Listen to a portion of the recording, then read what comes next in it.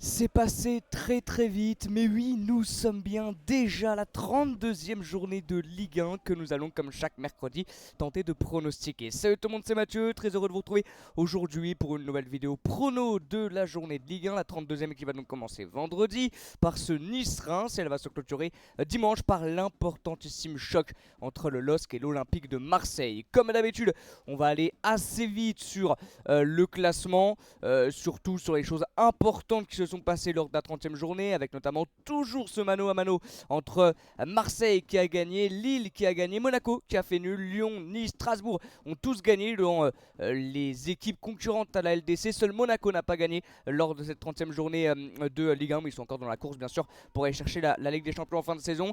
Lens et Brest ont quasiment dit au revoir, enfin ont dit au revoir, c'est même pas quasiment, ils ont dit au revoir à la Coupe d'Europe l'année prochaine. Auxerre, Rennes, Toulouse, bon bah ça craint plus rien normalement pour le maintien. Reims et Nantes encore quelques points à aller chercher quand même. Angers va devoir faire très attention, Le Havre est toujours barragé, Saint-Etienne est 17ème et Montpellier, on l'a appris il y a quelques jours, est officiellement en Ligue 2. On continue, on commence tranquillement par tenter de pronostiquer ce match entre Nice et Reims, match à enjeu bien sûr entre les Niçois et les Rémois. Ça va un peu mieux pour les deux équipes. Nice avait quand même traversé une série de matchs un petit peu compliqués, mais depuis ce match nul, gagné à la 94e minute grâce à un but de Soufiane Déchimé contre Strasbourg, bah ça va mieux. Avec notamment cette victoire contre Angers et surtout cette victoire contre le Paris Saint-Germain. Alors bien évidemment, ils ont souffert, mais ils ont réussi sur leur très peu d'occasions à marquer, doublé de Sanson, but de Ndiaye Chimier. Ils sont ils ont aussi plutôt compté sur l'énorme match de Marcin Bulka avec je sais plus combien d'arrêts, 12 arrêts. Voilà, c'est juste énormissime, une défense centrale aussi très compacte, très solide et un Morgan Sanson qui a été solide devant aussi sur les peu d'occasions qu'il a eu. Donc voilà, Nice a mérité sa victoire, mais c'est vrai qu'ils ils ont souffert, ils ont extrêmement souffert, mais c'est la seule équipe à avoir réussi à faire tomber le Paris Saint-Germain cette année en Ligue 1, donc c'est pas rien, ça montre qu'ils sont vraiment en forme. Les Niçois, face à eux, on a une équipe rémoise qui l'est aussi en forme, une seule défaite sur les 5 derniers matchs. Toutes compétitions confondues parce qu'il y a cette demi-finale contre Cannes qu'ils ont gagné. Dans le jeu, c'est pas encore exceptionnel, mais en tout cas, c'est une équipe voilà, qui joue le maintien de toute façon. Donc, on va pas leur demander à ce qu'ils jouent comme le Paris Saint-Germain, mais ils sont capables du coup de faire quelque chose. Maintenant, c'est un déplacement quand même qui s'annonce compliqué face à une équipe qui n'a plus le droit de perdre des points parce que derrière, ça ne va pas attendre. Hein, les 6 autres équipes qui jouent avec des champions ne vont pas attendre l'OGC Nice, donc faut pas perdre de points, surtout face à des équipes qui jouent le maintien, donc face à Reims. Ça ressemble quand même à un match assez piège pour les Niçois qui avaient perdu, je crois, contre Nantes à domicile il n'y a pas si longtemps. Et il s'était fait très peur aussi contre Angers, donc contre des équipes du bas de tableau. Donc attention aussi à ce match-là qui peut ressembler à un match piège. Ça va un peu mieux pour les Rémois. Est-ce que ça va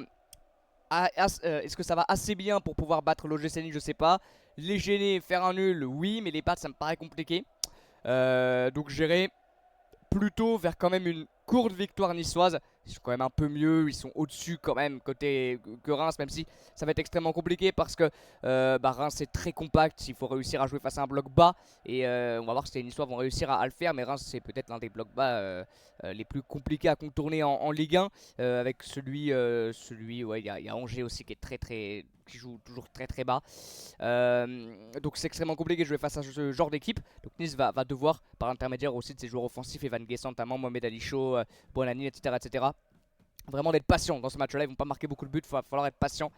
Et je pense quand même qu'ils vont s'imposer. Je verrai une courte victoire 2-1 de l'OGC Nice.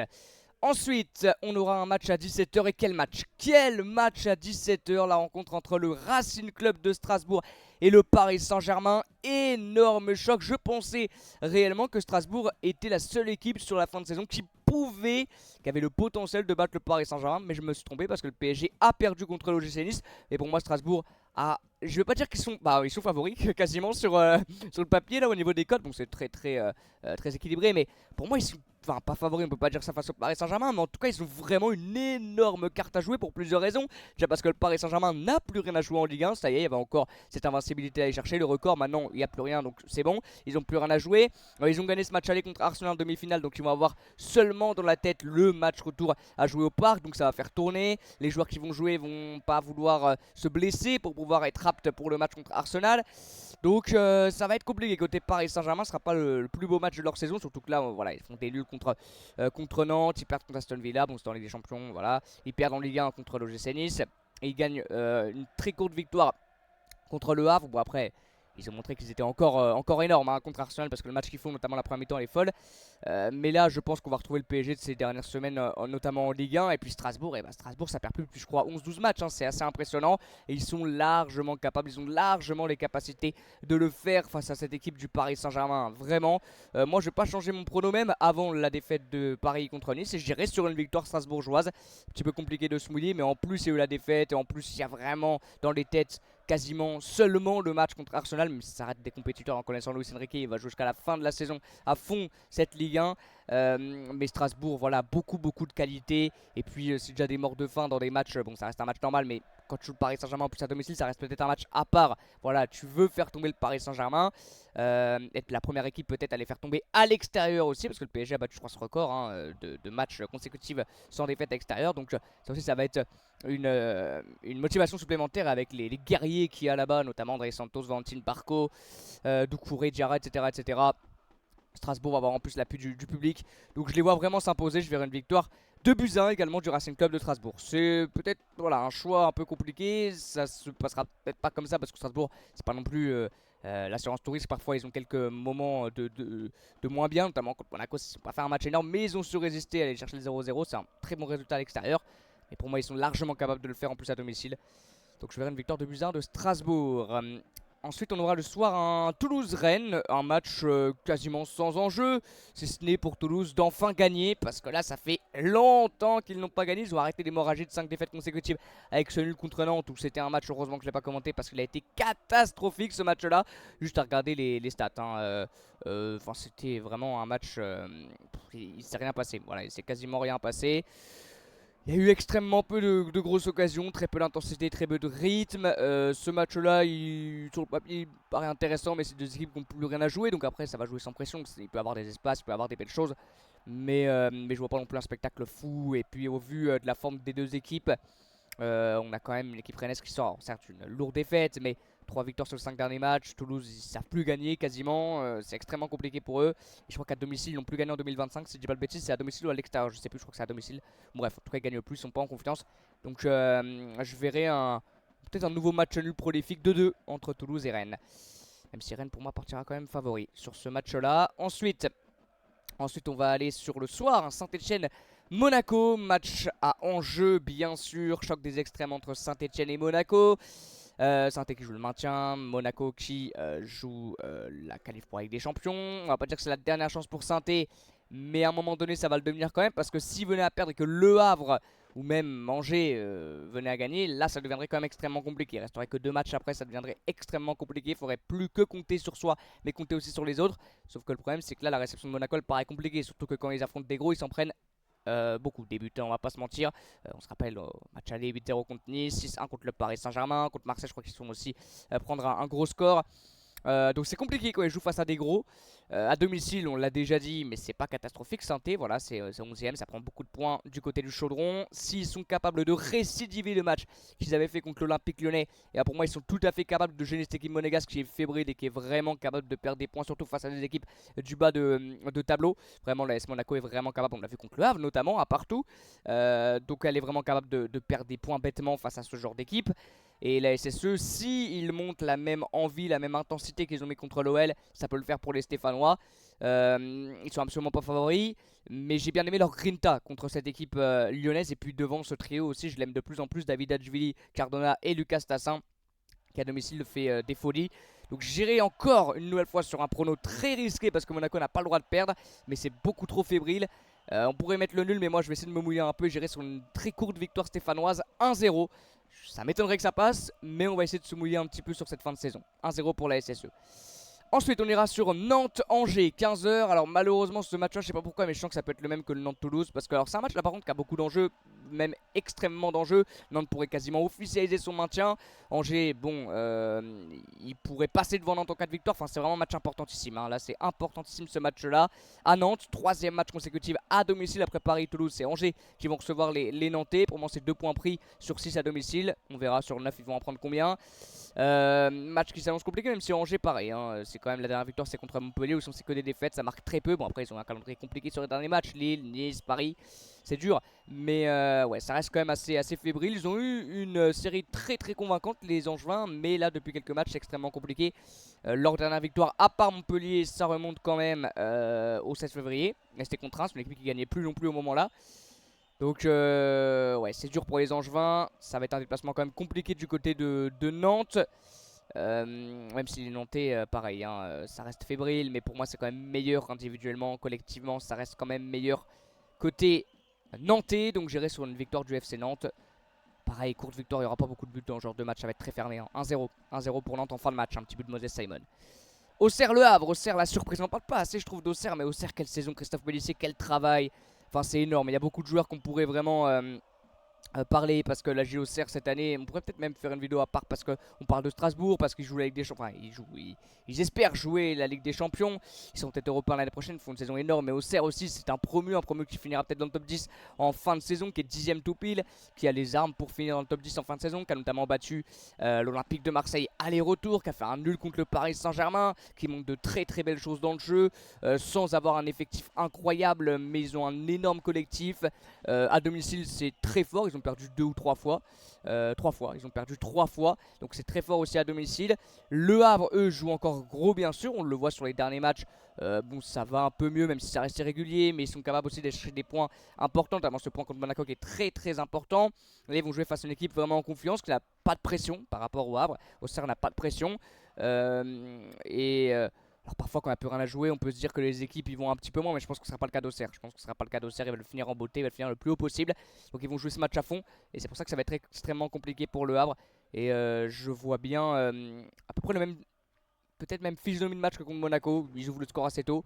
Voilà, c'est un Coca peut-être qui enlève son maillot à la 10ème minute quand il marque, c'est un peu bête, mais bon, c'est pas grave. Et puis derrière.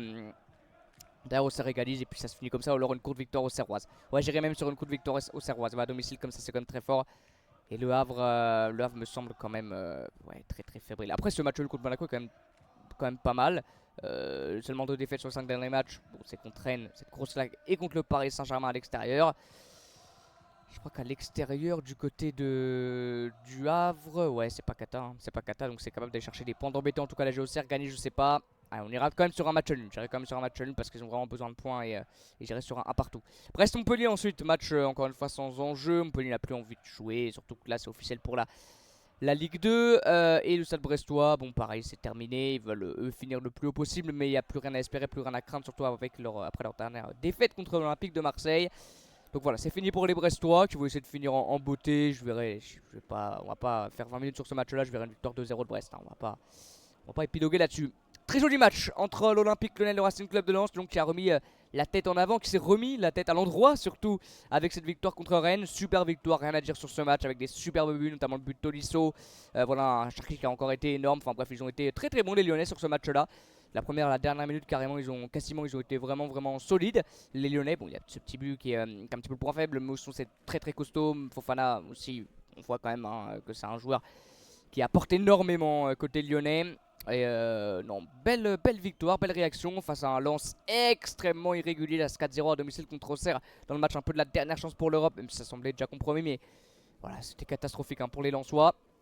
Donc là, pareil, hein, bon, ça va être quand même un match compliqué, ça reste Lens, ça reste une équipe solide, mais pareil, j'irai sur, je vois Lyon, ouais, Lyon me paraît quand même costaud. Il y a eu bien sûr ce passage catastrophique cette semaine cata avec cette élimination et cette défaite dans le derby, mais j'ai remis la tête à l'endroit face à une équipe lensoise vraiment irrégulière. Je vois bien Lyon s'imposer 2-0. Et on termine par l'énorme choc de cette 32e journée de Ligue 1 qui opposera le LOSC à l'Olympique de Marseille. 20h45 dimanche, c'est le match de la Ligue des Champions. Je pense que si l'OM venait à s'imposer, il serait quasiment en Ligue des Champions. Il resterait 2 matchs. Lille pourrait passer devant. Enfin, de toute façon, c'est complètement fou. Il n'y a que 4 points entre la 2e et la 7e place. C'est complètement lunaire ce qui se passe dans cette fin de saison. L'OM qui a gagné contre le Stade Brestois. Lille qui a gagné contre Angers à l'extérieur. Bon, on a commenté le match en direct. C'était un match plutôt convaincant. Bon, c'était pas le plus beau match hein, de cette 31e journée, loin de là. Mais Lille a fait le job, on va dire. Ils sont pris rouge avec Bafodé Diakité qui sera donc pas là contre cette formation marseillaise. Donc ça, c'est quand même une grosse absence. Et côté marseillais, à voir, hein, c'est vrai qu'ils ont plus joué en gros. Et bah depuis cette lourde défaite à l'extérieur contre l'AS Monaco. Donc on va voir un petit peu leur réaction. C'est vrai que ça reste aussi très irrégulier depuis quelques matchs côté marseillais. Depuis... Il y avait l'élimination contre Dortmund, il y a eu cette défaite contre Lyon. Ils ont enchaîné 3 victoires consécutives les Lillois, donc ça va un tout petit peu mieux pour eux. On a Lille qui est favori, je pense que c'est logique quand même, en plus c'est à domicile. Ils savent les Marseillais que c'est la dernière chance. On sait il y a ce stage du côté de Rome en Italie qui peut leur faire du bien. Cette victoire aussi contre Brest avec notamment ce but exceptionnel de la part d'Amine Gouiri qui va lui faire du bien, qui va faire du bien à toute l'équipe aussi. Niveau confiance, ça va être intéressant pour eux. Mais je vois bien quand même un match assez ouvert, un match vraiment haut niveau, un match niveau Ligue des Champions, en tout cas niveau entre deux équipes qui veulent se qualifier pour la LDC. Et je vois bien, c'est compliqué à pronostiquer. Soit un match extrêmement prolifique, genre un match de fou, genre 2-2, 3-3. Soit une victoire, ouais, 2-1 ou 3-2 de Lille, une courte victoire. J'ai du mal d'aller sur une victoire marseillaise, je sais pas pourquoi. Et je vais aller sur un nouveau match nul prolifique, 2-2 entre Lille et l'Olympique de Marseille. C'est mon dernier mot. Voilà les amis, c'est la fin de cette vidéo. Comme d'habitude, n'hésitez pas à liker, commenter, partager, vous abonner. Merci beaucoup à ceux qui le feront. N'hésitez pas à mettre dans l'espace commentaire votre prono, vos pronos pour ces nouveaux 9 matchs de cette nouvelle journée de Ligue 1. Comme d'habitude, moi je vous dis à bientôt les amis et ciao.